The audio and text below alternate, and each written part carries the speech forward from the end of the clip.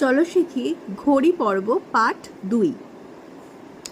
এখানে আগের ঘড়ির ডিটেল জানার পর আমরা আরও একটি বিষয় জানবো, সেটা হচ্ছে কখনো কখনো দেখা যায় 7 এবং 8-এর মাঝখানে ঘড়ির কাঁটাটি আছে।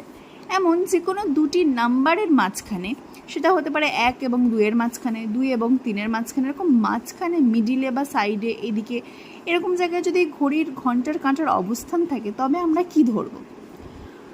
তো যে দুটো সংখ্যার মাঝখানে থাকবে ঘড়ির কাঁটাটি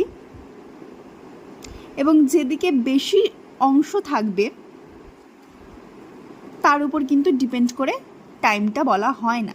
এখানে দেখতে হয় কোন দুটো সংখ্যার মধ্যে আছে এবং যে সংখ্যাটা প্রথমে আছে, মানে যে সংখ্যাটা প্রথম সংখ্যা, দুটো সংখ্যার মধ্যে যে সংখ্যাটা আগের সংখ্যা, ঠিক সেই ঘন্টাটাই বাজবে। এখানে যেমন 7 এবং 8-এর মাঝখানে আছে, এটি কিন্তু 7টা বাজবে, ঠিক আছে। আবার 8 এবং 9-এর মাঝখানে থাকলে 9টা বাজবে। যে পূর্বের সংখ্যাটা থাকবে ঘন্টাটা ঠিক সেটাই হবে। তো এখানে টাইমটা হচ্ছে 7:45, 7:45 ও ক্লক, ঠিক আছে।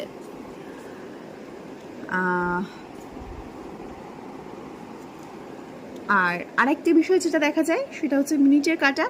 যেহেতু আমি বলেছি যে এখানে দুটো নাম্বারের মধ্যে 3টে আরও নাম্বার থাকে, মানে 1 2 3 4 5 করে থাকে দুটো নাম্বারের মধ্যে। তো এইখানে দেখা যাচ্ছে ঘন্টার কাঁটাটা আছে 2-এ এবং মিনিটের কাঁটাটা ঠিক 10 এবং 11-এর মাঝখানে আছে। তাহলে 10 এবং 11-এর মাঝখানে কি আছে? এটা 10 মানে 50, এটাকে 10 মানে 50 5 দিয়ে গুণ করলে তাহলে এটা 51 52 53, ঠিক 53তে আছে আমাদের এই কাঁটাটা। তাহলে আমার এই ঘড়িতে বাজবে কটা? এবার এই জায়গাটাতে লক্ষ্য করে দেখুন, এটা কিন্তু 12-র কাছে আছে আর 2-এর কাছে আছে, মানে এখনও কিন্তু দুটো বাজেনি। এইটা গিয়ে পূর্ণ হবে, দুটো বাজবে, ঠিক আছে। এটা কিন্তু 2-এর কাছে আছে, এখনও কিন্তু পুরো দুটো বাজেনি।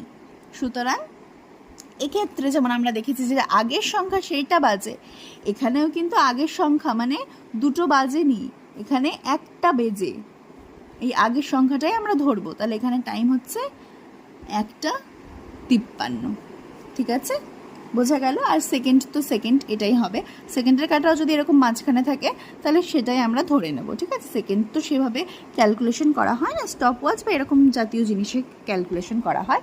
তাহলে মোটামুটি বিষয়টা বোঝা গেল। যদি বোঝা থাকে